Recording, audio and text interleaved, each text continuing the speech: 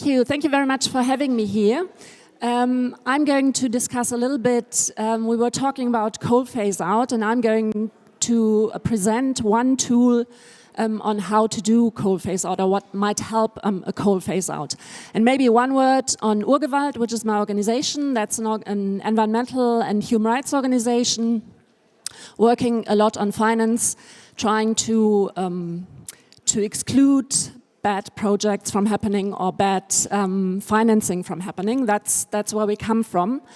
And we developed what we call the Global Coal Exit List, and I'm going to explain in 2 minutes, in a short time, how we came to do it. About 10 years back, we were working on the Norwegian government pension fund, which had said at the time, we are going to exclude coal from our portfolio. And they published their portfolio. So 1 year after they said they were getting out of it, we looked into the portfolio, and what we found is that they had excluded coal mining companies, but that they had put quite a bit of money into coal burning companies, like utilities. And that's the point where we realized, well, maybe it's really important that we put together a list of everything that we consider to be the coal industry globally. And that includes not only coal mining, obviously, but it includes as well coal burning, like coal companies. And it includes as well the companies that help transporting coal. So we really tried to look into the whole value chain of the coal industry. And we have a list of criteria of companies. What do you, if you're a coal company, what are the points that make you end up on the coal exit list? And there are different thresholds. There are relative ones, which is like the share of revenue that coal gives to a company, but it's as well about absolute criteria, because we found that there are some really big companies like BHP Billiton, which is a really big company having a portion on coal, which might be not a high percentage, might be below 5%, but still in terms of absolute coal production, coal they are mining a year, they are really huge. So that's why we realized it's important to have relative thresholds and absolute thresholds as well. And the most important thing that we think is look into is their expansion. I'm going to come to that in a second. And if you look here, you see there are really a lot of companies on this list, including mining, power sector, and the supporting sort of sector. And one thing that we think is really, really important is that we look into the whole question of coal development. We heard it in the panel earlier that climate science is really clear in terms of we can't afford to have new coal mines going online and having new coal plants going online. So it's really important, if a financial institution wants to clean up its portfolio, that it really looks into, are there coal developers that are still trying to build new coal plants? And unfortunately, if you look into the numbers, there are still quite a few companies that exactly want to do that. And from a climate point of view, climate science point of view, this is just impossible. It shouldn't happen. And if a financial institution wants to clean up its portfolio, that's really the first thing where they have to start. Another thing that is very important is that many coal companies, they heard the message, they realized they have a difficulty getting access to capital if they have a big share of coal, and as well if they develop coal in the future, or if they intend to do it. So they heard the danger, and they talk a lot about transition. But if you really look into, do they have very clear phase-out dates? We see that there are very few only of the companies that do have those clear phase-out dates. So that's a problem, but it's something that we want to highlight in order to accelerate the transition.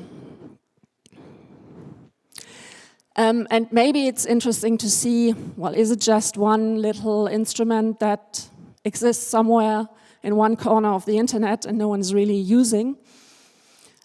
We have been launching it for the first time in 2017. We do yearly updates of the list, and we do have quite a few users. It's over 600 financial institutions that have registered and that have access to this global coal exit list. And what we find as well is that there are a couple of financial institutions that actually do base their coal policies on the criteria of the coal exit list. Basically excluding coal developers, which is something that we very much focus on, but as well looking into thresholds that we have relative and absolute thresholds. One example is, for example, Ostrom, which is like the 4th biggest French investor, and they have a coal policy that is very much based on the global coal exit list.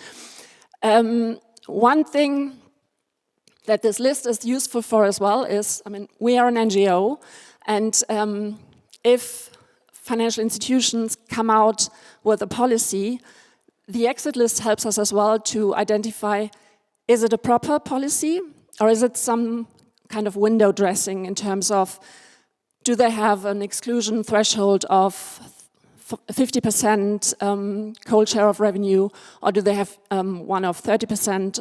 And that allows us to look into, with a given percentage, how many coal companies will be excluded. And that helps us, obviously, to identify, is it a good policy or isn't it a good policy? Helps us to sort of avoid window dressing. And just concrete financial institutions is just one thing, but one thing that we found in France, which is very interesting, is as well that the regulators there do use the global coal exit list as well to look into, to assess the risk. That's something we discussed earlier, or that was discussed earlier here, that they use in principle the global coal exit list to look into as well, are the coal policies that given banks do have or financial institutions do have, does it really help to exclude coal?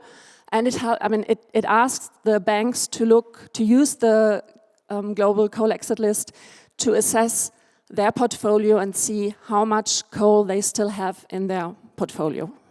So that's basically the tool, and we do have quite a bit of time for discussion. I thought I would be taking longer, sorry. But yeah, I'm happy to get your questions if you have any.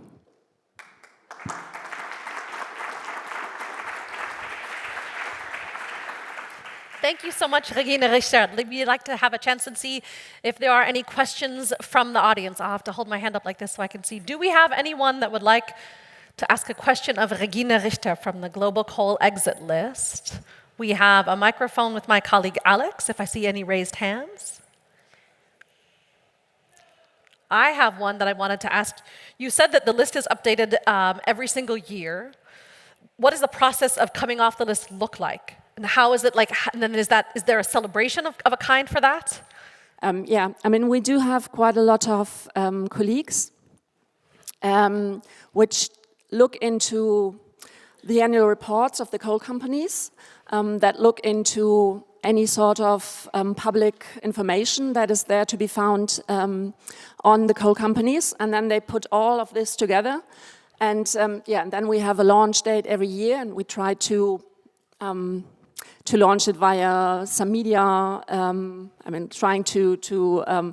we do a briefing around the new trends that we can see, and that's how we kind of launch it.